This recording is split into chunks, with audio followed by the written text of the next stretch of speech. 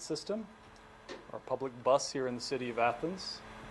My name is Michael Lockman. I'm the Transportation Services Manager for the bus system, and I've been on the job now for just over a year. I started last January in 2012.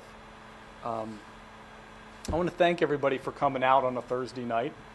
I know you've got other things to do and you've got busy lives, I'm sure, but it's nice for us to be able to present plans like this to interested people and not necessarily to an empty room.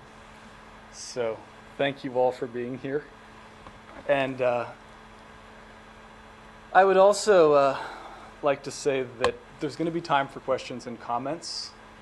There'll be a Q&A after I run through the presentation of these service changes that we're proposing. So if you could please hold your questions until that time. I know sometimes it's difficult to, you just want to jump in, you have a thought, but if you could please wait until that point.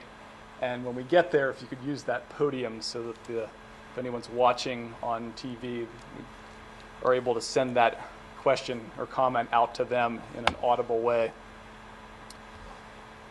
So I wouldn't be standing here if there weren't a lot of people that had worked with me and had gotten this thing going. So I'd like to thank, first of all, our city officials for their support. We have the mayor here tonight, who has really been instrumental in promoting better bus service here in Athens. We have Charlene Plott, the mayor's executive assistant, who has worked with me very closely, did a lot of my early training. And Councilwoman Nisley is here tonight. Chris, I appreciate you coming out. I know you've been very involved in this for a long time. And there are others in the City Service Safety Division and Public Works who have been looking at this plan and working with us. So this is really a team effort. So there's the city team, and then I work for Hocking Athens Perry Community Action. I'll talk about that a little more, but for us, we have my colleagues Jessica Stroh and Lance Repp, and Carolyn Conley, who's the Go Bus manager, and Cliff Warren's our newest addition, who runs Athens On Demand. And I really couldn't get through my day without all of those folks. So a big thank you goes out to them. And then here with us, perhaps most important of all, we have some of our operations staff. Our general manager, Mary Daly. Mary is currently and sadly stuck in a wheelchair for the time being. She just had hip replacement surgery. But she is my sounding board. If I have some idea that is not going to hold water from an operations standpoint, I can rely on her and the other staff to set me straight. And if there's any questions that are specifically operations related that you have tonight, she or David Smith, who is our dispatcher, will be jumping in to help me answer those questions. And I know this is perhaps dragging on with the thank yous, but I'd really be leaving things out if I didn't thank our drivers tonight. They're the ones that are out on the routes every day. They get you where you need to go. And we couldn't do it without them, and they're a great staff. We've had a sad loss in our driving staff just in the last month. Our driver, Warren Carter, who's a longtime member of Athens Public Transit, passed away after a battle with cancer recently. We're very, very sorry to lose him. He was a great driver, very level-headed, personable, fun to be around. We're really going to miss him. So we do remember Warren, but the rest of the staff is still with us, and they're great. So that concludes the thank yous. I want to open, before I get into the presentation, by saying that this is a real year of new horizons for us. We've got not only the service changes that are in this presentation, we're looking at rebranding the bus system, and we're looking at trying to get kind of a marketing plan going similar to what was done with the Go Bus in the past couple of years. Public transportation in the United States has often gotten a bad rap as being slow and boring and unexciting and not for me, for somebody else, but it's not for me. And we're really trying to change that, and we think that making the system fresh and exciting is going to be a big part of that. So that's on tap. We're working with local designer Kevin Morgan. He's starting to put together some ideas for a new look and feel for the system. We've also got a new vehicle that's coming. We've got one on order. It's going to arrive sometime in the middle of the year. And that new vehicle is going to feature things like forward wheelchair positions. They're going to be right behind the driver rather than way at the back of the bus. We're hoping that's a more comfortable ride. Speaking of comfortable ride, there's also going to be heavy-duty shock absorbers on this bus. And we've retrofitted some of our older fleet with these heavy-duty shocks. If you've ever ridden the bus in Athens with our brick streets, this is an important thing. A third thing about the new bus is that it's going to be equipped with lighted destination signs. So as we're talking about new routes or changes to routes tonight, keep in mind that one of the new features that we're going to have is the ability to show those routes much more visibly. Okay. I have a presentation here that's about service changes that we're proposing. And those service changes are something that we're in the middle of at the moment. I tend to look at a public hearing as something that's not a rubber stamp process. It's really something that we need to get the public's feedback and ideas and thoughts about this before we commit ourselves. And so I hope those of you that are here and those of you that are watching this broadcast will look at this and don't just take it all in. Think about it actively, tell your friends about it, pass it around the community, because at this point our ears are really open. We'd like as much feedback as possible. So, let's see here. To begin with, I'd like to start with some basics. You can see this steering wheel, the who, what, when, where, why. We'll start with the who. Who runs Athens Public Transit? Athens Public Transit, or APT for short, is managed by Hocking Athens Perry Community Action, or HAPCAP, on behalf of the City of Athens. McDonald Transit Associates is a private company who's our operations contractor. So Mary and David are employed by McDonald, and I'm employed by HAPCAP. HAPCAP also provides management for other systems around the area. These include the Go Bus and the new Athens On Demand van service. I want to take a second to plug this service because it's very new. It's privately funded, but what it is a set of 4 vans that we have that are available for on demand. In other words, you call into our call center and you schedule a ride, and it's primarily for medical-related transportation and for transportation for persons with disabilities. We have fully accessible vans, they're ramp vans, and we'll go anywhere in the county. So this has just started up in November. If people haven't heard of it, I urge them to check it out. Cliff Warren is our transit supervisor for that program. I also want to point out there's been a little bit of confusion with Athens On Demand and Athens Public Transit. In each program, we get a lot of calls of people thinking that one is the other. And at this point in time, they're really completely separate. But we're excited about the Athens On Demand. So again, today we're talking about Athens Public Transit. And the next question is, what changes are being proposed? Well, the proposal I'm introducing this evening, it includes additions of new service and changes to our routing and changes to some of our policies. So again, additions of new service, changes to routing, and changes to rider policies. When? When are these changes intended to start? If this plan goes forward, the system would be revamped in late August of this year. That change is timed to coincide with the new school year. We tend to operate more around Athens on an academic schedule than we do on a calendar year. And so it made logical sense as we were planning to try to shoot for that as a target date if we can. where will the impacts of the changes be located? So these proposed changes are centered on Uptown and Far East Athens. And if I can talk about impacts, I'd say they're mostly going to be positive. We're not anticipating any major loss of bus access for any part of our current service area. And I think maybe the most important question to answer is why? Why are changes to this bus system being proposed? And the answer to that, as I see it, is we're proposing these because Athens itself is changing and has changed dramatically. And as a public service, we need to stay up to date with the needs of our town.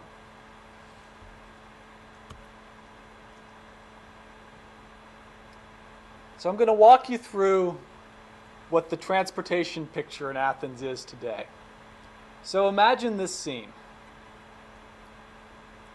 We have a local population that's grown substantially, an 11.6% population increase within the city limits from 2000 to 2010.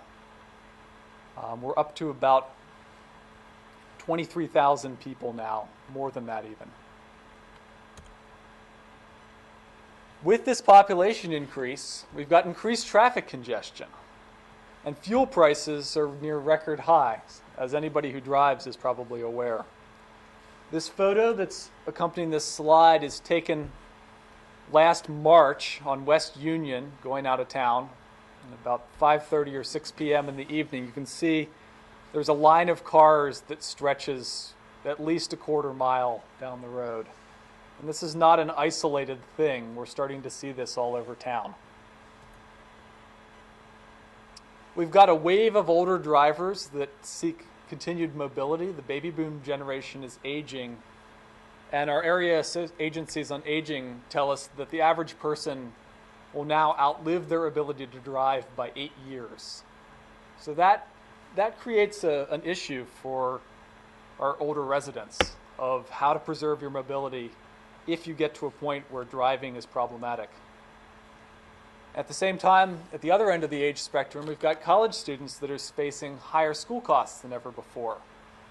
That small text down there is maybe not visible, but what it says is that students at public colleges are spending an average of $90,000 over their 4-year degree period now. And there's an additional $12,000 that's estimated that it costs to keep a car on campus while you're going to school for that time.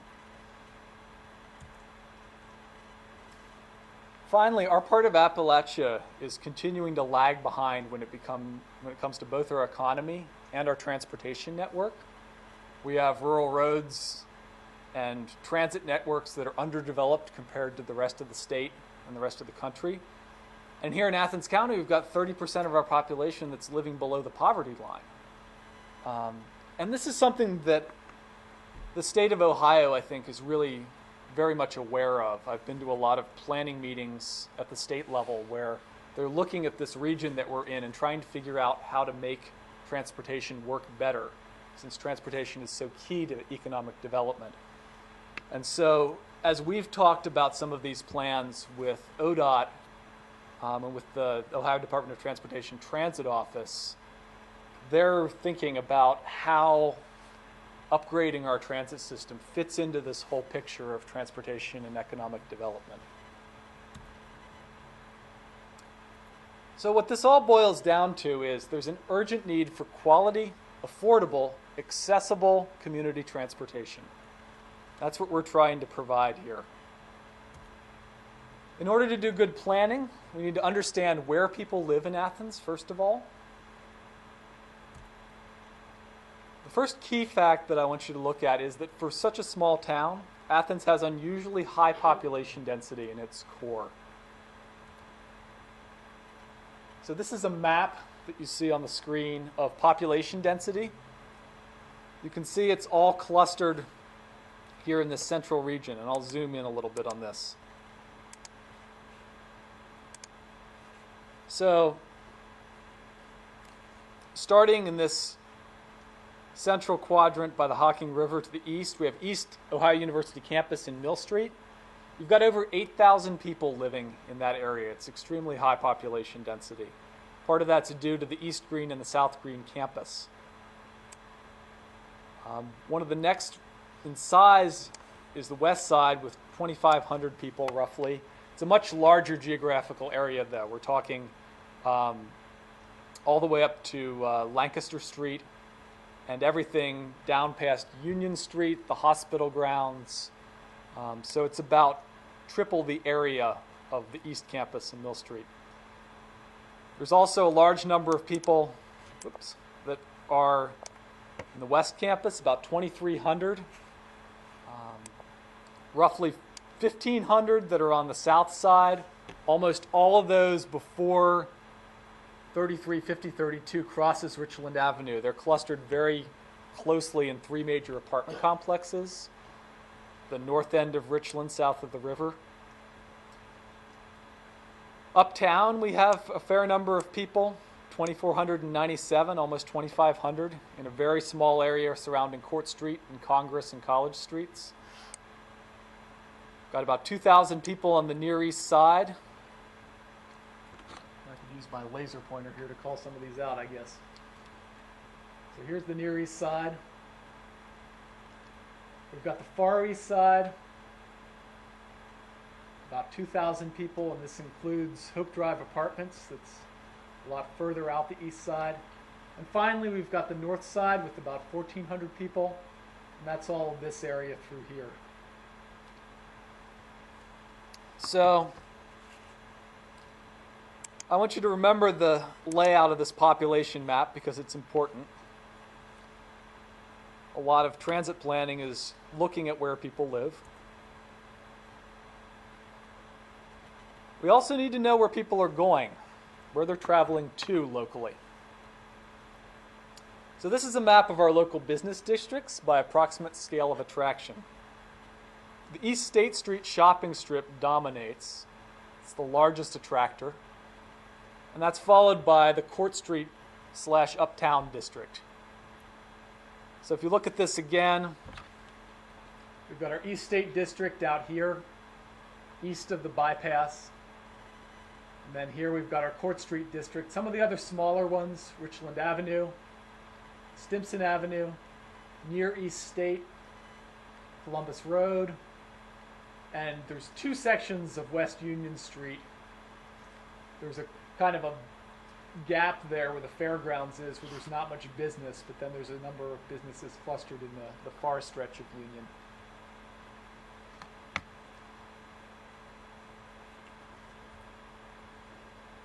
There's one thing that I was leaving out. There's Ohio University. This is our largest local employer, and there's many thousands of visits to campus buildings that happen daily. Most of those campus buildings are clustered the south end of Court Street. So, to zoom in on this slightly,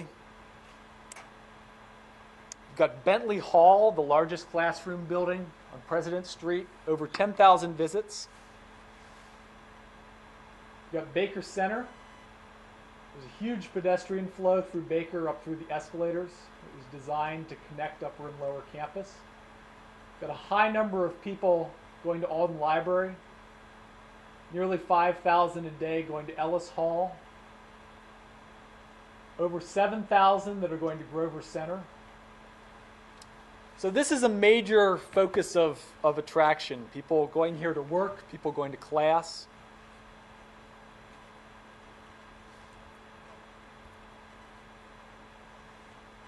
Here, finally, is a major overview of the traffic flows.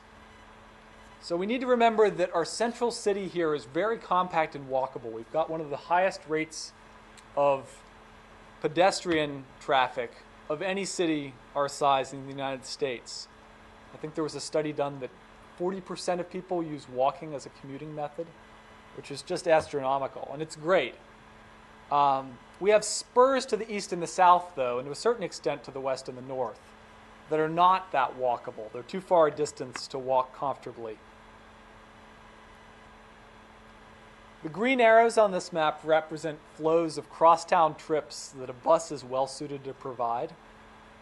And I want you to notice as I zoom back out the south to east axis that runs through town on this map. So this axis here is going to be the focus of a lot of trips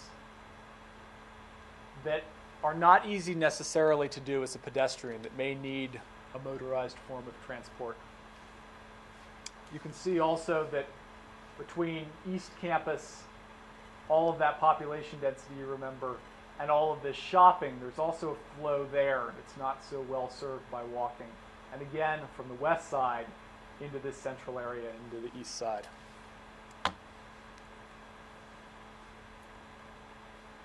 So now we understand need, we understand travel patterns, but how much more demand could there actually be for a redesigned system?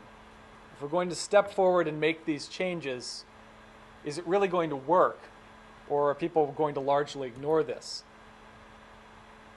Data from around the US shows that a bus system in a college town like ours could have many more riders than we currently do. How many more? The numbers on this slide should give you some idea.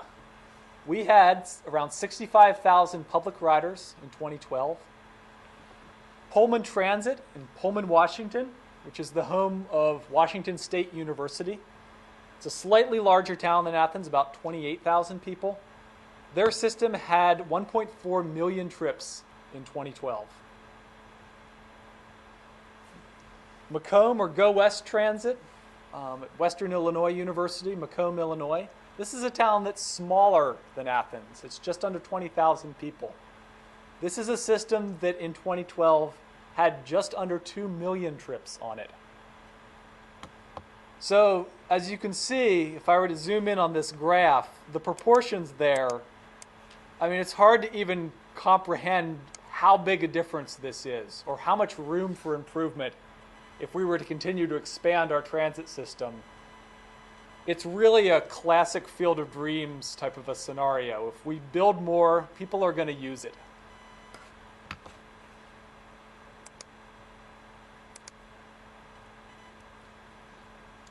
Today's proposal, it's designed to make local bus travel useful for a larger number of Athenians, more frequent, faster, more reliable. Those are kind of the big three. And I've broken this into 4 challenges that are barriers right now to better bus service. And I've matched them up with 4 opportunities to meet those challenges and move forward. So I'm going to introduce the challenges first, and then we'll skip to the opportunities, and then you'll see some detail.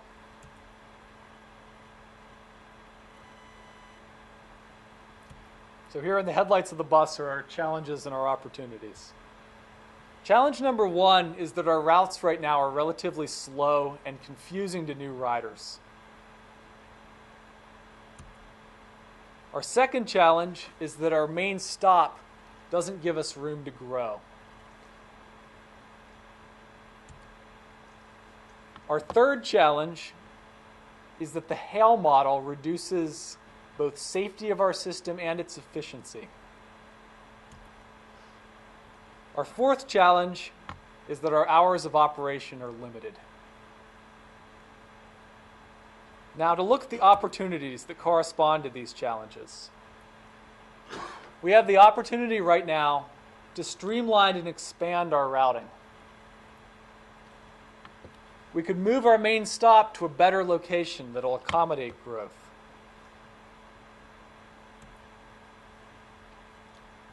With that challenge of the hail system, and I'll talk a little bit more about that, we can provide fixed stops for high traffic areas.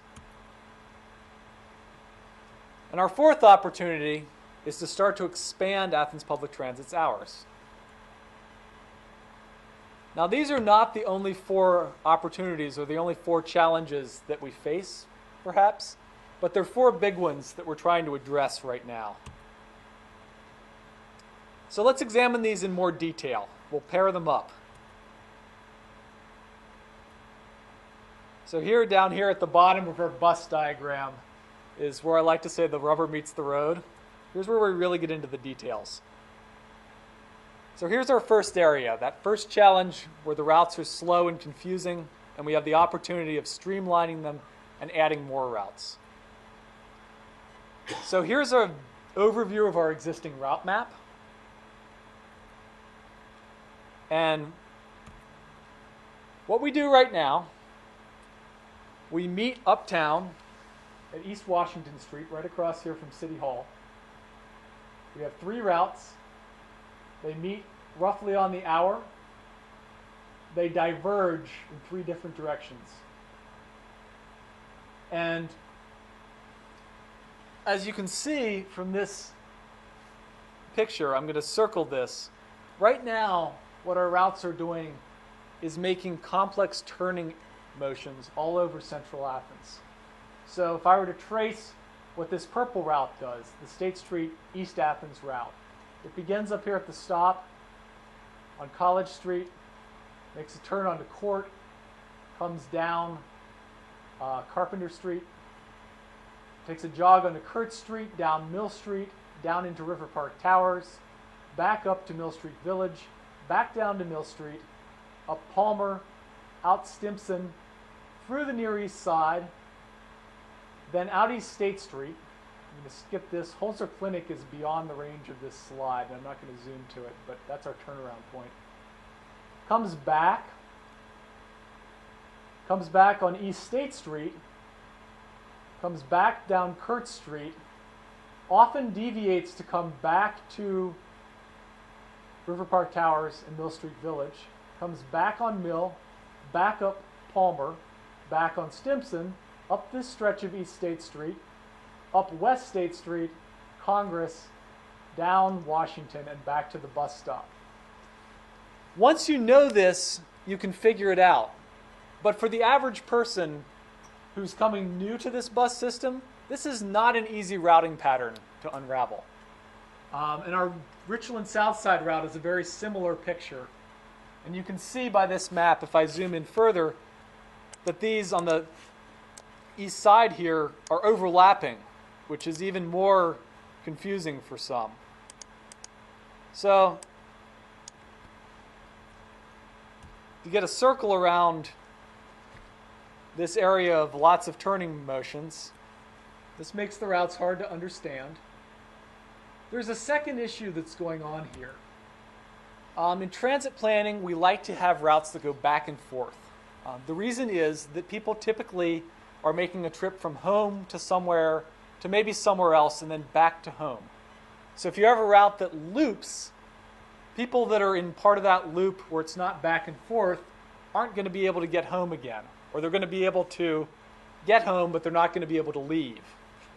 So you can see in this first area that I've circled, down in our campus greens, we'll have the Richland Avenue route that's coming down on the east here and comes up to the west side, but doesn't really go back there as much. And especially in this area right here, where there's all that extremely high population density, it goes once past there, and it's not traveling all that close again on its return trip.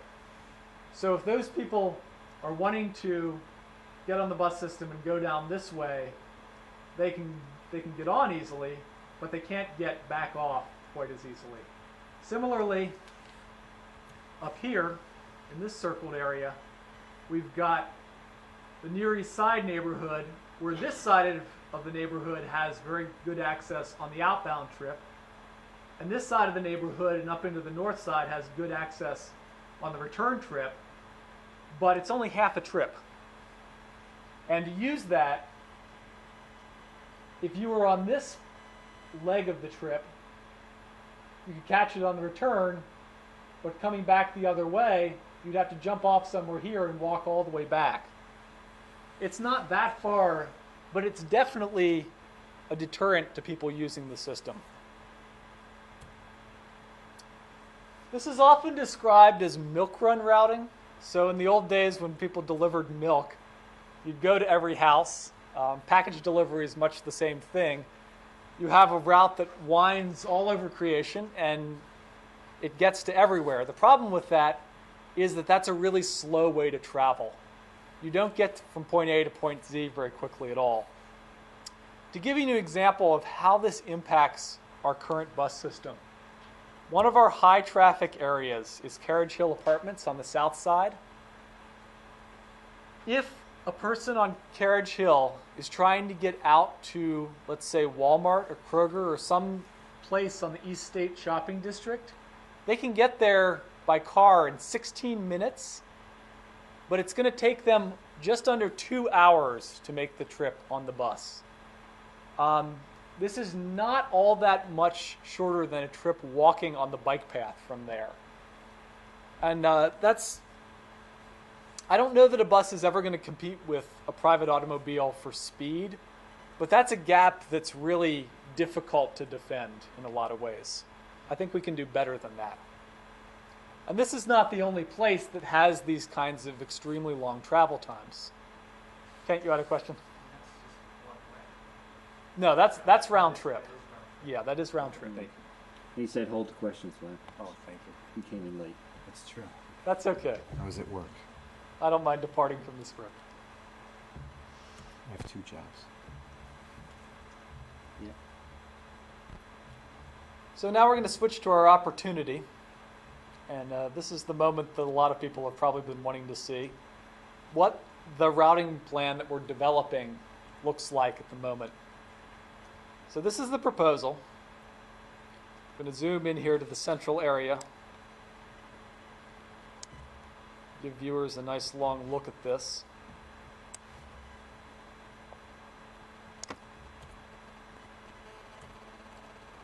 So in the proposed system, I want you first to look at that red route.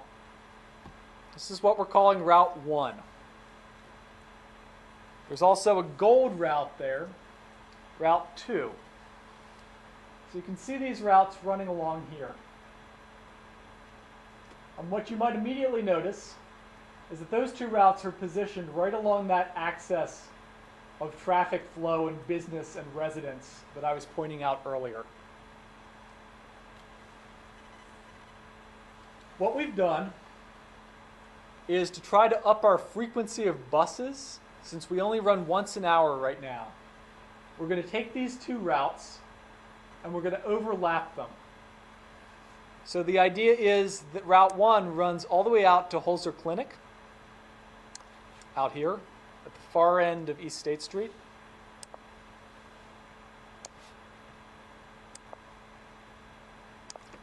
Route 2 turns around at Richland and Canterbury Drive, just south of Carriage Hill.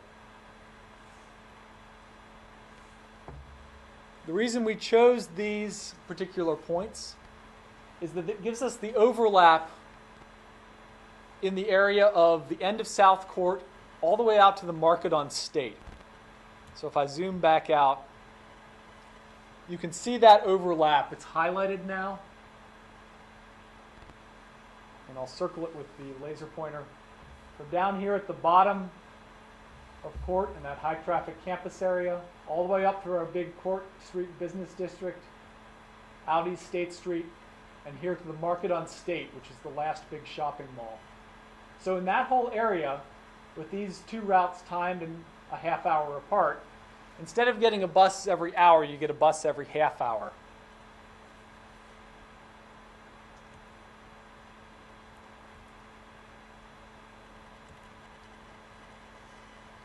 A problem with this routing is that it cuts off a lot of the access on the east side that our current routing system has. So what we decided to do was that it would be good to add a 3rd route on the east side that would give those dense residential areas access to campus and access to East State Street. So I'm going to zoom out to that for a second. You can see that purple Route 3. It's running through campus on Stewart Street and Palmer and Stimson, out through the east side. You can see the only place that it's not a back and forth route is here. We can't really do a left turn at Home Street very easily. There's too much conflicting traffic, so we come down here to the stoplight. But other than that, once it gets to the shopping district, it's once again paralleling those other 2 routes and turning around at the Market on State. Now the other thing that this does is it adds access on the other end of the route to the ridges complex. This is something that we typically deviate to multiple times a day right now. People are always calling in for deviations to the ridges, and we've decided it makes sense to make it a regular part of the route. The other part of this that's important is that far down south, we've got Athens apartments and Andover Court apartments, and they're fairly isolated from the rest of the town. This is Route 50. It's not walkable at all. It's far out, but it is within the city limits. And it's currently the terminus, the ending point of our Richland route. So with the gold route, the Route 2 that's proposed, not going all the way down Richland Avenue, we needed a way to keep access to this apartment complex. So what we've done is put Route 3 on the highway. If we go back out, zoom, you can see that at the roundabout, it runs very rapidly from the roundabout down on Route 50 to the apartment complex. The reasoning behind this was that Richland, south of Canterbury, population-wise, has under 300 people, and most of them are clustered up in the Lamar, Coventry, Upper Canterbury neighborhood up on the hill. There's almost nobody that's right along Richland Avenue. And so it made sense in terms of preserving the most access to the most people to just make that route a really quick trip down to that dense population at Athens Apartments.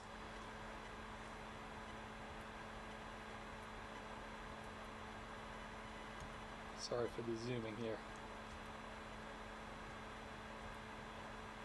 So Route 4 is mostly unchanged from our current Plains and West Side route. However, there's one change that I should mention that I think is important. We're looking at running as a spur into the west side rather than through routing. And I'll show you what that looks like in a second. We've also got stops that we think might be a good idea at the Laurels Nursing and Rehab Facility on Columbus Road, at the Connaught Road Trailer Courts in the Plains, and also at the new University Estates apartment complex. These are all on the drawing board. So I'll zoom into a couple of those. So the idea on the west side, currently what we do, we run Schaefer, Central Avenue, and up 2nd Street and out Columbus Road. This would change to, on the return trip, running up Schaefer and turning around near Athens Garden Apartments and coming back. We've also discussed running up Central and turning around at Curran Drive, but the idea is both the same. We don't take the giant uphill on 2nd Street, which leads to mechanical failure of buses because it's such a steep hill. And we also have West Siders traveling on the bus if we can't yet do a route that goes back and forth through this area. We can have at least a bus that takes people uphill to uptown and connecting with everything else, rather than downhill. If you're going to walk one way, it seems like downhill would be easier. I should also say that there's longer range plans to make this route a two-way route. We're not there yet, though, and this is kind of a bridging fix.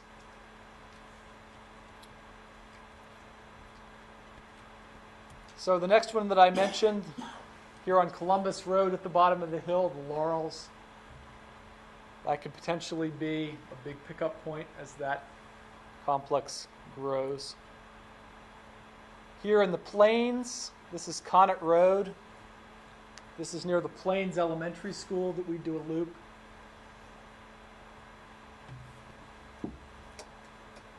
And finally, down on Route 682 at University Estates, the apartment complex near the road could be a place that we soon have a stop at.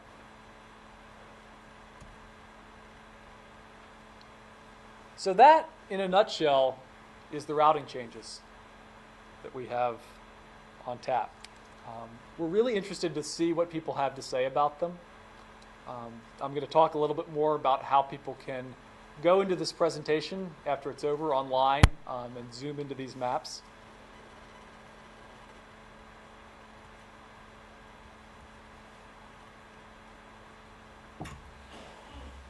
So let's look at our second challenge and opportunity. And that was that the main stop leaves no room for growth, and our opportunity is to move the main stop to a better location. So right now, we have a main bus stop right across from here at City Hall, and it's the transfer point between all our routes. But there's several issues. The main one that I've cited here can fit exactly 3 small buses. No more, not 4 or 5 or any more. We're maxed out at 3 at this location. This makes any expansion of our system doubtful. It's difficult to add routes, and it's out of the question to provide larger buses. They just won't fit along the curb at this location. Additionally, we've got transfers to other local bus services. We have the Ohio University Catch Shuttle. We have shuttles to several apartment complexes in the area that are running daily. And none of these connect at our current location. It requires at least several blocks walk if you're going to transfer between buses. And that's something that we'd really like to do more of, is coordinate between these different bus systems.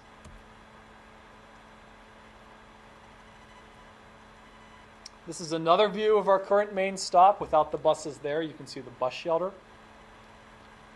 So, as I've already stated, this stop is across from City Hall, which is convenient in some ways, but it's mainly hidden from Court Street, which is what I see as the focus of uptown life.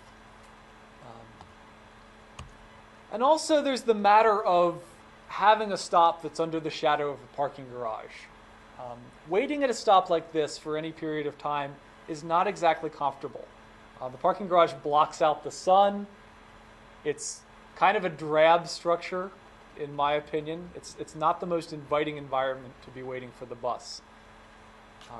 So there's just not very many comforts for bus riders, I'll call them, that are in this location. So zooming into our opportunity now. We really racked our brains about where else we could put a bus stop in Uptown Athens, because Uptown Athens is largely built out. It's very tight in terms of space. But there's one spot that we've identified, which is on West Mulberry Street. Now this is near Baker University Center. It's behind Bentley Hall. So if you look at these slides, if I scoot in here, here's Baker Center. Looking north, here's South Court Street that comes up. There's a plaza here, which sees high pedestrian activity. And this is West Mulberry over here. So the first point about this is that, as I showed in an earlier slide, Baker's really the gateway to the Ohio University campus. It was designed that way.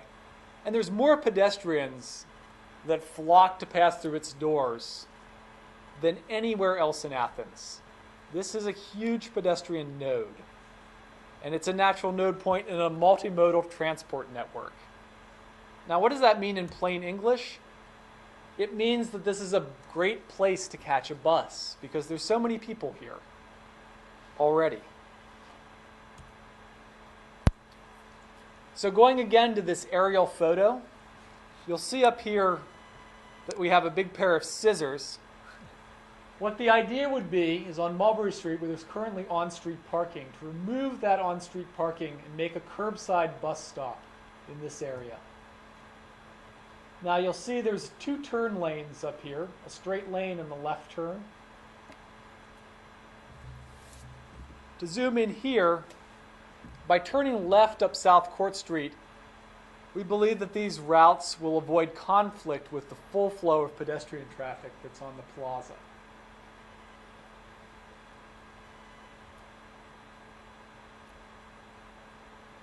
And as I stated, with this curbside car parking removed, this site could fit at least 4 full-size buses. That's more than double the curb space that we currently have on East Washington Street at our current location. And we don't need that much space now. We're currently running smaller buses, but it's definitely room to grow for us. if we are successful with promoting this system and it starts to gain ridership and we move to larger vehicles. So this right here is a close-up of that location. So if you can imagine that minus the parking here, this would be the bus stop area. Somewhere in this vicinity, perhaps further back, we would have fill and a shelter. The sidewalk would be widened somewhat.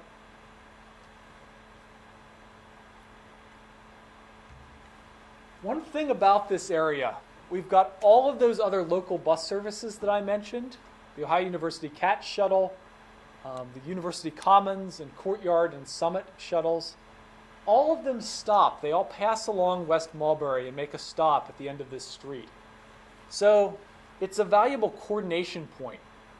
Moving the stop here would mean that we could have bus riders jump off one bus service and hop right on another without really having to do anything. The sidewalks and the crosswalks at this site meet Americans with Disabilities Act specifications, which is important. They're in good repair. And there's other amenities. Bicycle racks are a big one. There's a lot of benches. There's a clock on a pole if you're looking to tell time and try to figure out what time the bus is going to arrive. There's plenty of sun at this location. So all of these passenger amenities are much more plentiful at this potential site than I think they are at our current location.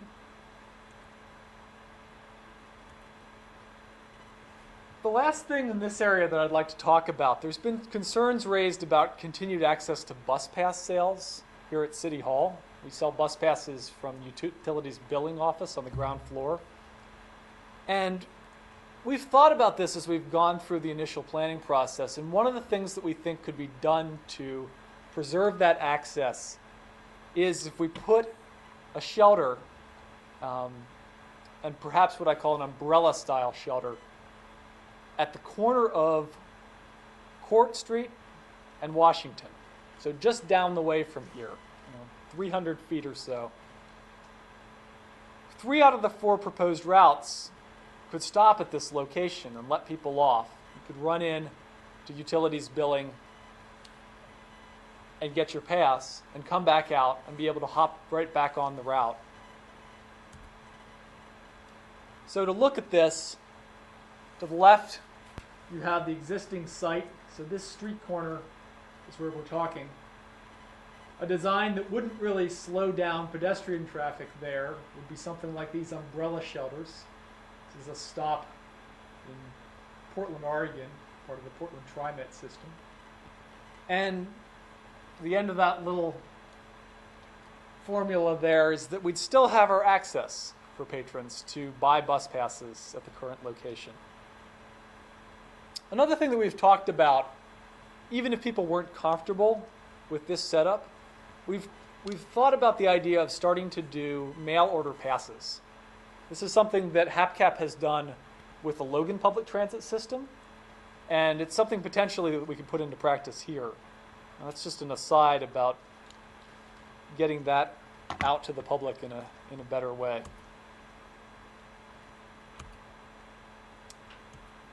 So our third challenge and opportunity is that the Hale model reduces safety and efficiency. And our opportunity is to provide fixed stops for high traffic areas. Now some of you might be wondering, what exactly is this Hale model? Well, it's not that complicated. The Hale model is a way to pick up passengers without fixed stops or signs. People wave the bus down in the same way that they would catch a cab. That's our current model. We don't have fixed bus stops per se. Anywhere along the route, you can stand on the curb and wave at the bus, and at least theoretically, the bus will stop and pick you up. The Hale model works really well for cabs.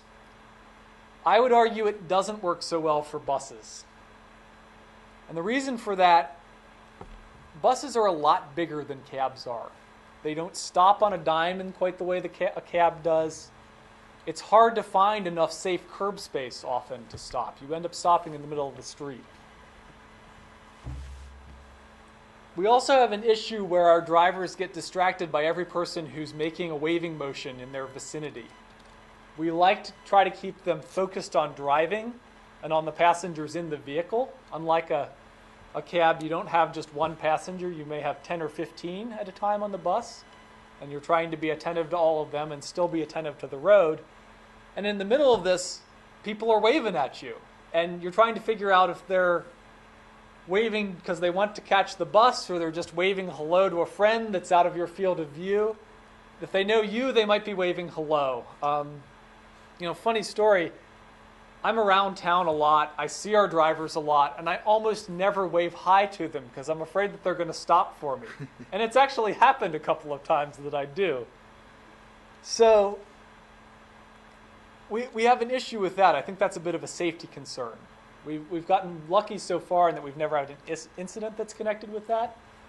But if we're talking about growing ridership, that becomes more of an issue, I think. Hailing can also slow the bus down. And if you look at the diagram here, consider you have 5 riders, and they pick each of them the place that's most convenient for them to board the bus on the same quarter mile of road. The bus is going to have to stop 5 times for those 5 riders. They may even be within view of each other. So you can see in this diagram here, rider 1, 2, 3, 4, 5. If you have a fixed marked stop, all of those folks are going to cluster in one place. The bus stops once and picks them all up then. And what this does is, if you've got a lot of people riding, you're going to be moving along much more efficiently. Those 5 riders, each time that bus stops, it's taking time to do that. So that ends up impacting everybody on the entire bus route.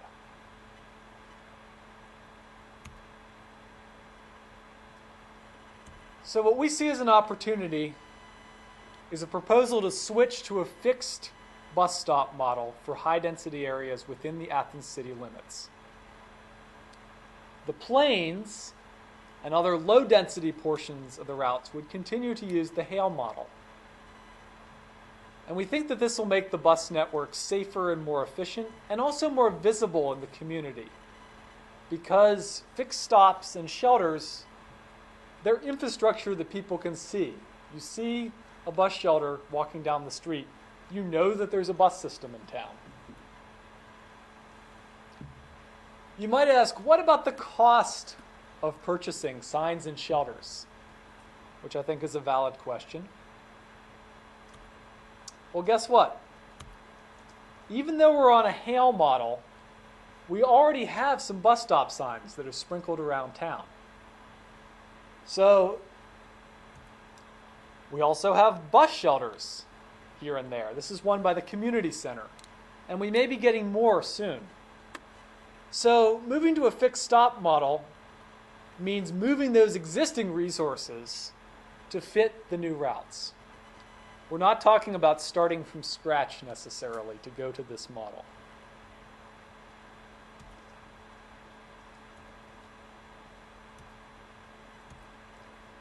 Here's our last challenge and opportunity, and one that I think is very close to a lot of bus patrons' hearts. We have limited hours of operation. Our opportunity is to start to expand our hours. So when people talk about better bus service, they often bring up extending the operating hours. Ideally, a bus system would operate 24/7 in all locations.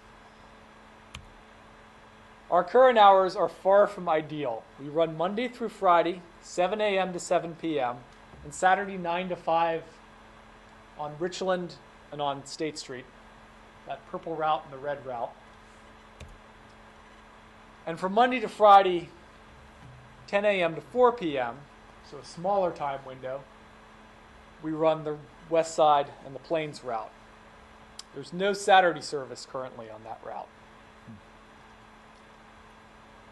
We receive regular requests to make the planes weekday hours 7 a.m. to 7 p.m. like the other routes, to extend our evening service to 9 p.m. or 10 p.m. We get a lot of requests to add a late night bus on the weekend, particularly from OU students. We get a lot of requests for Saturday service from the planes. And finally, we get requests now and again to add service on Sundays to the schedule. There's a problem with all these requests of where do we start? All of these expansions cost money, and they cost a lot of money. So based on some of the common patterns of demand that we see all around the United States, and in fact all around the world, transportation planners typically set the following priorities. Our top priority are weekday work hours from about 7 a.m. to 6 p.m. This is followed by Saturdays, since people do a lot of their shopping and socializing on a Saturday. Third priority is weekday evenings, as people go to events. Fourth priority is weekend late night service, although in a college town you could argue that that priority should be bumped up based on the amount of the population that goes out late on the weekend. And finally, the priority that's at the bottom is Sundays, mostly because there's a lot of evidence from other systems that Sunday service is generally more requested than it's actually utilized. That's not to say that we shouldn't eventually have Sunday service, but we're going to have to work to get there. There's other things that we probably need to add first. Now, the other side of this is cost.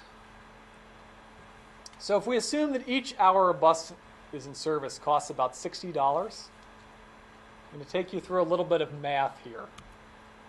If we add an hour to one route 6 days a week, that's going to cost us about $18,000 annually.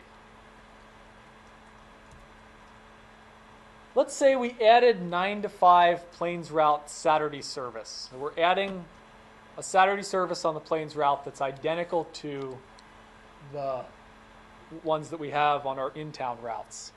That's going to cost us about $25,000 under this model. If you run a late night route Thursday through Saturday from 7 p.m. to about 3 a.m., that's going to run you about $72,000. If you add 9 to 5 Sunday service on all 4 routes, that's going to cost you just under $100,000. If you extend the Plains route to 7 a.m. to 7 p.m. all weekdays, that's $110,000. If you ran all 4 routes until 9 p.m. weekdays, that extension in the evening for all 4 of those routes would be over $200,000. So that gives you an idea of some of the expense that's involved in this. We have some efficiencies as we add service, depending on how driver shifts are scheduled, depending on whether a bus is already on the road. We can cut some of these costs, but the fact remains that this is not a cheap proposition to add service, to expand hours. So what can we start with? Well, with available funds and known priorities, the priorities that I've already gone through, the current state of our thinking right now is that we'd like to try to expand first the Plains and West Side hours from 9 a.m. to 5 p.m. So add an hour on each side of that weekday route. In addition, or if we run short on money, in place of that would be to add Saturday service from 10 to 4 on that same route, the Plains West Side route. The price tag on this, if you did both of those, would be a combined annual cost of about $50,000, which is still, to me at least, a lot of money, but in the context of all of those changes listed, it's perhaps not so bad. It's doable. Now, I expect that as people look at this, they might be a little discouraged. We're really hoping that we're going to add a lot more hours in future years as this thing takes off. We're going to need to be strategic, though, and look to seek both state and local investment so that we can afford to do these types of expansions. So if we're talking about Sunday service or more weekend service or late night service or evening service, these are things that we need to start planning for how to make them happen now.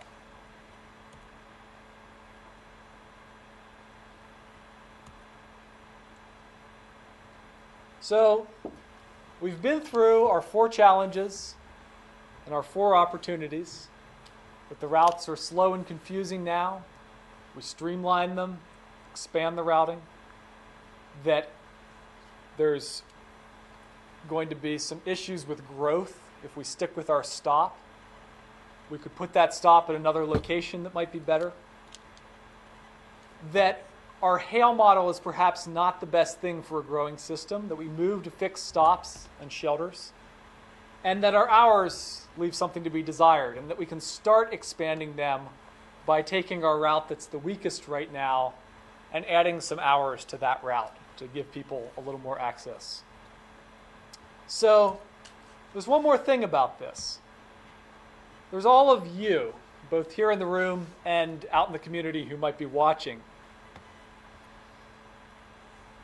We've had these 4 challenges and 4 opportunities, and I've given you some ideas that we at the agency have come up with for improving our local public transit. But we really want to know what you think. So I urge you to take the time to explore this plan. We've got it linked now at our website, www.athenstransit.org. There's more route detail that has been provided for both the current system and for the proposal.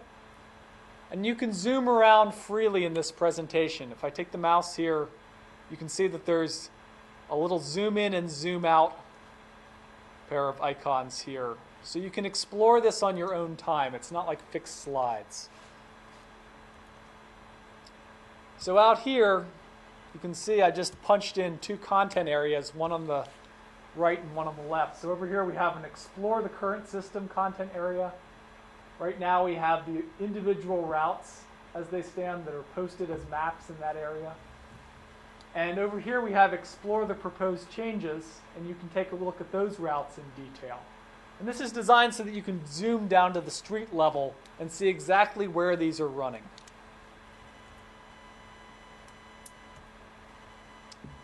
So you can add your own ideas and perspectives. You can send an email to my email address. That's my last name, LACHMAN, at hapcap, hapcap.org. Or you can call us at 740-767-4500. My office extension is 2179. You can write us a letter. We're at Athens Public Transit, the Athens Transportation Office, 1015 East State Street in Athens, Ohio, 45701. Or you can stop by those offices and talk with us in person. We're always happy to sit down and review things that you're thinking about. So this concludes the formal presentation. But if you have questions and comments, and I figure you do and I hope you do, this is the great time to share them. So as we move into questions and comments, if you have something to say, if you could go over to the podium here so that the TV audience can hear what you have to say, that would be great. I'll let somebody else go first. Okay. If you choose.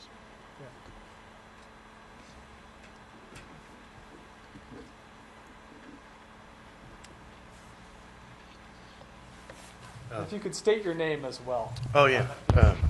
My name's Pete Wusher. Jack. I want to comment first that it's refreshing to see things getting better to an already really fine thing that you've got going, between the Go Bus and the on-demand transit, and this, you've got a good thing going, I think, with the linking with other bus systems, with the university systems, and great friendly drivers that I've encountered anyway, and this is also something that I look at as a future type thing that's going to help people save fossil fuels and the environment and all those things. So I really appreciate all the effort that's gone in to this. And but then there's the question: is this expansion? Obviously, if you're expanding this, the funding needs to expand. And is that? Is there already a portion of the funding available, or are we still looking for more? Well, thanks, Pete. Yeah, there's already been a fair amount of funding this year that's been freed up to do this, which is great. It's really exciting. However, we're going to be seeking a lot more funding in the future, I think. This is going to be an ongoing quest. And I think even though the changes that I've been presenting tonight are a good start, there's so much more that we could do with the bus system. When I look around at some of the top performing ones in the country, they're running at all hours. You know, the bus frequency could be as frequent as 10 or even 5 minutes. The sky is really the limit. So I think it's important to point out that the state's been very generous this year, and we've got some local partnerships that help us out. And yet at the same time, we're going to need to really have a fire in the belly and keep going after funding to make this thing happen and to sustain it. Okay, thank you. I guess maybe a second sort of sub question to that would be: is the current proposals for the changed routes and things would then be possible with what we have now? Yes. Thank you.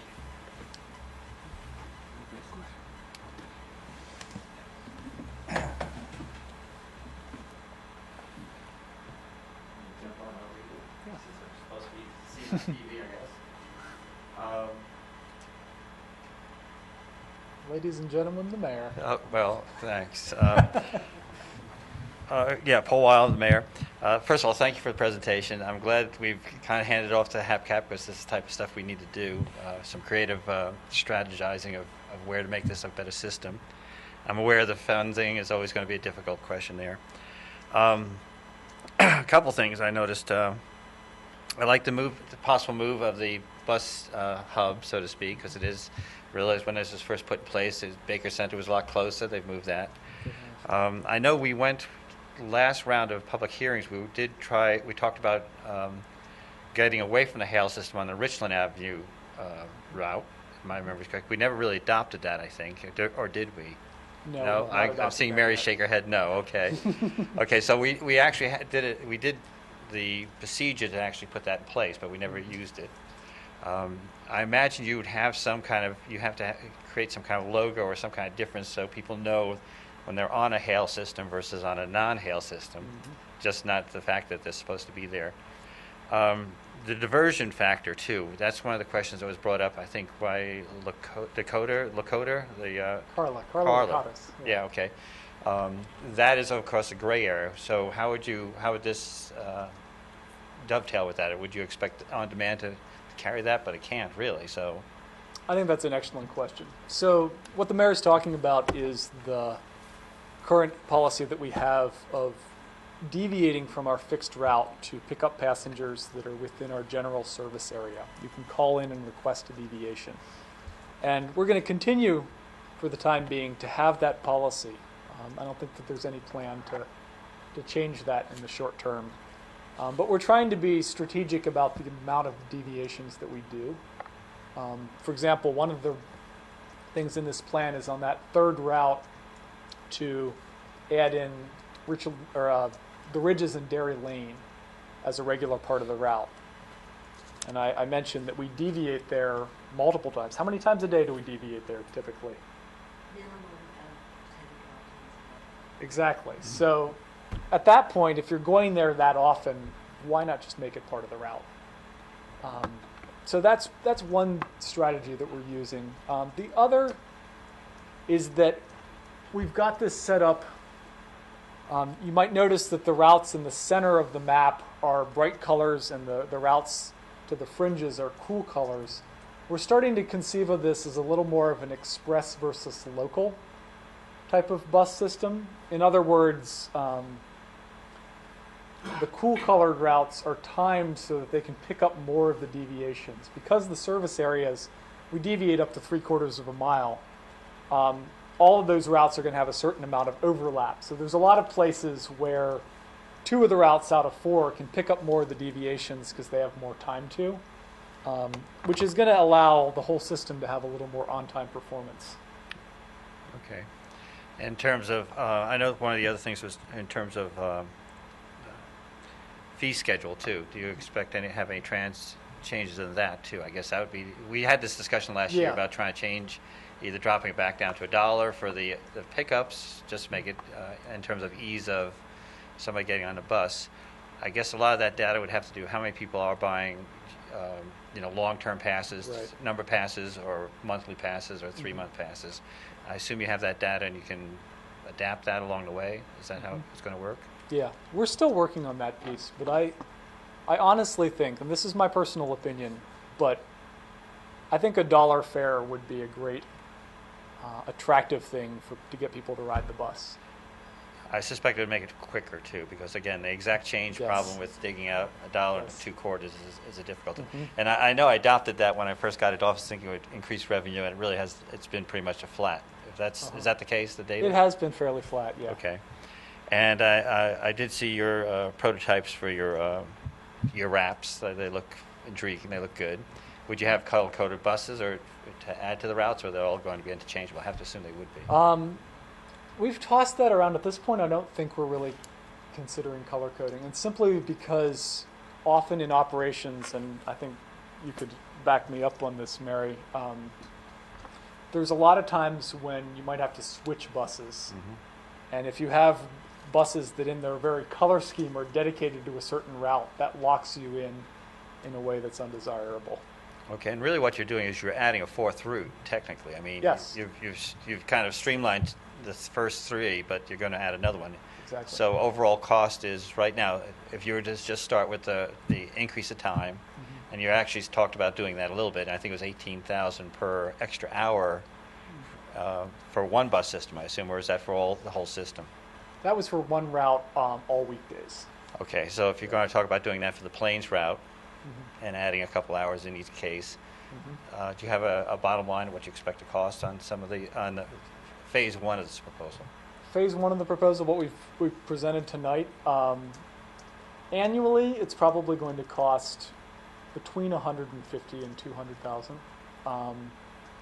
We're not going to hit that price tag this year, though, because we're starting more than midway through the year. And what the timing of this enables us to do is go back to the state and pending on the success of this, request that they support this level of system. And the state has honestly been very, very receptive to efforts to expand Athens public transit. I think they have their eye on us in a very favorable way. I know that for sure. Just starting with the Go bus, but also looking at where we're going to pick up on this, and it's good because then they can follow through and cover other ones. So I guess that's probably all the questions I have right now. I noticed the student senate has approached us and probably you about the GPS sighting for the buses on real time. Is that that's not in your mix? I know, and it's not really part of this type of loop, but. Well, there's a limit to how much I can present on in one stretch. Okay. But yes, there's a proposal that the Ohio University Student Senate has put out to add real-time bus tracking to some of the local bus systems, including ours. And what this is something that you could access on the internet or on a smartphone that gives you a map that you can see where the buses are going in real time. And by so doing, you can see whether the bus is on time or late or ahead of schedule, how much time you have before you have to be out there on the curb ready to get on the bus. So it's a great tool for people that are riding to maximize their benefit of the system without investing much time waiting. So we're looking into that. It's further off on the horizon, I think. Okay. But I really want to, since you brought that up, I'm going to call out some people on the Student Senate. Off-campus life coordinator Melinda Ruberg, who you might have met, Thomas Raby, Rabbi, I know, yes. and Senate President Zach George has also been highly involved. So they've all been great. It's really been a pleasure working with them this year. And I think that they've all got an idea that an expanded bus service would be of a great benefit to the university community. Okay, and in terms of tracking requests, as you say, you get a lot of requests, and they come to me too, and I probably don't get as many as you do or consistent. I haven't tracked them. In terms of the Plains route, how much for the extension of hours there? I know that would make it possible for people to work and hit certain hours there. Do you have any numbers on how many requests you get any given month, year, or something? Or I don't have hard numbers on how many we get okay, per month or year. I do know that I'll give you an example of one thing in the past that has been a big one, is that we've had a lot of people that are going to the Job and Family Services site that's in the Plains that were missing appointments because the bus returned to Athens at 4 p.m. and they were scheduled at a time that they couldn't use the system. Now, how that's changing with the whole shakeup of some of that operation moving to Columbus potentially, I don't know. okay. But it's an example of one thing that we've seen a lot of concrete evidence that the 10 to 4 thing isn't working for people. And the intention is all 4 routes would be a 30-minute loop. Is that the goal, or would you? Well, the goal eventually is that. Right now, 30 minutes would just be in that high traffic area from Okay. the end of Southport out to the market on State. But you're catching in that area a good 10 to 15,000 people that live within walking distance of that route. So if you're going to have one place that's on a 30-minute headway, that's a good place to be. Okay. And I know the reserve on the falls, I don't know what the capacity is right now, the one at University of States. I know that's being built up and there are people in there, but I don't know what the capacity is right now.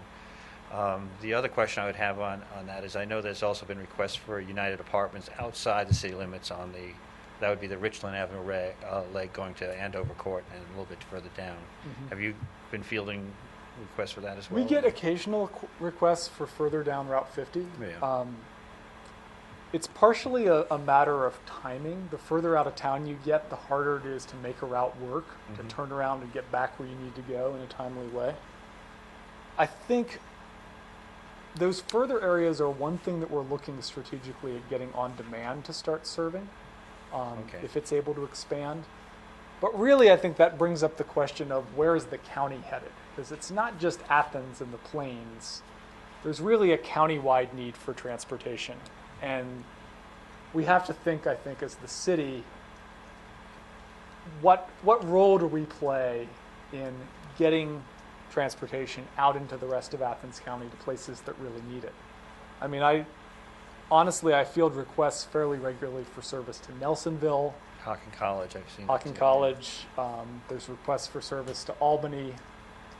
So I think it's important for us to keep in mind that perhaps that should be a long-term goal, to see how service can expand under some agency or heading or something to that whole county-wide level. Because I think if we did, I think there'd be plenty of people that would really appreciate that. Okay, that's all I really have. Thanks. Thank you. And you're doing a good job. I'm impressed. I appreciate that. Oh, and we'll probably try putting a link to that on our city website, I assume. So. Absolutely. I would love that. Thank you, Michael, for the presentation. Kent Butler, on City Council First Ward Representative. I really was impressed by the data that was presented. It's amazing to consider the density, the population on the east side there, considering the number of students and residents that are living in that area. East Green, South Green, then Palmer Street, Mill Street. It is very dense. And I'm curious in considering the two towns that you referenced and the amount of ridership, which is impressive, it's unbelievable compared to where we're at.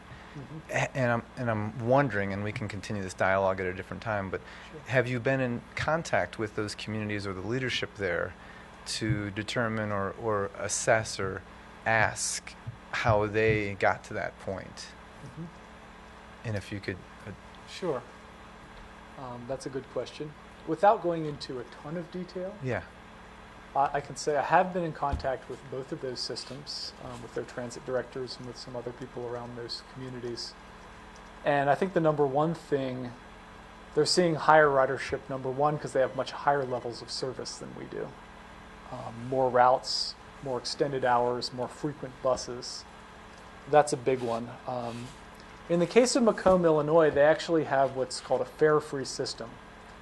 They, the bus is fully subsidized.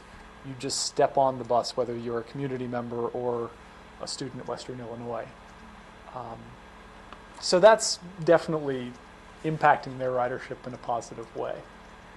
There's some benefits to that in terms of the speed at which they can operate because they're not collecting fares. There's some benefits, obviously, to the passenger in terms of not having to pay a fare up front. Now, there's other ways that people in those communities are paying through their tax base, through university fees for students are the main things. But That's the primary subsidiary for that? yeah, and there's also, I mean, we do have to contend with the fact that the state of Washington and the state of Illinois are two states that have very strong state-level transit funding. Okay. So they're getting really good money to do that at their state level there as well. But I think the bottom line is that in both those places, there's significant university buy-in, and I think that's really the thing that sparked it. Okay. And if you look at them in terms of profile, they're very similar to us in the way that their universities really dominate the public life and the employment in the area. And so to have Western Illinois on board and to have Washington State on board in Pullman, Washington, I think was huge. It really sparked the development of those systems. So I hope that answers your question. It does, thank you. And I just had two other brief questions and comments. I should know this, but I don't. Is our current bus system wireless? So if a student or resident were to hop on our current buses, is there wireless accessibility for internet or? Currently, no. Okay, is that something that you've received any feedback or curious? I have had a few people ask for it. Okay. I think more people value it on something like the Go Bus that's a Sure. long-haul service. Sure. But it's not out of the question to add. As we're looking at putting GPS units on the buses, there's a variety of different ways that you could go at having some kind of a wireless service as part of that. So I don't know exactly when we might do something like that, but it's definitely not out of the question. Okay. And then last was a comment, something that I've thought about that I would love to see us perhaps consider or move towards as a busing system, and that is potentially working with our veterans coming back and living in our community and then beginning to attend the university here, working with them or making that system more accessible to them as well, or offsetting costs or fees too. And I'm intrigued and hope to maybe engage the university in this dialogue to perhaps look at striving towards these other systems where the ridership is less cumbersome or easier to access with fees or lack of fees. Yeah. I think that's a worthy goal. I mean, particularly if you're talking about somebody who may be returning with physical disabilities. Correct. That's From what a I was. conflict, this is something where we provide a service that's very hard to duplicate. And honestly, it's been on my list to talk with the local VA and to make some of those contacts in Veterans Affairs. So if you want to help me do that, Yes, I would love to. we could definitely partner. I'd love to. Yeah. Thank you again. Well, thank you. Before you close this up, and then Okay. nobody has any other questions, is state when the next two public hearings are. You have two more scheduled. Yes, that's an important point to make. So we have two more public hearings. If you're catching this on the television, we are going to have a public hearing this Saturday.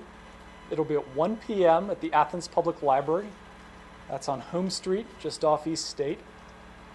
And it'll be in the main meeting room. So as you walk in the front doors, if you turn to your left, the meeting room is there, and we'll be there. I'll be running the same presentation if you're just tuning in late. And then for our patrons that are out in the plains, further out in the service area, we wanted to have a presentation that was in their general vicinity as well. So we're having one on Monday, the 25th, this coming Monday, at the Plains Public Library, also at 1 p.m. Both of those are accessible for current bus patrons. We have our routes that are going right by both of those places. So if you ride the bus on a regular basis, you can hop on the bus and it'll take you right there.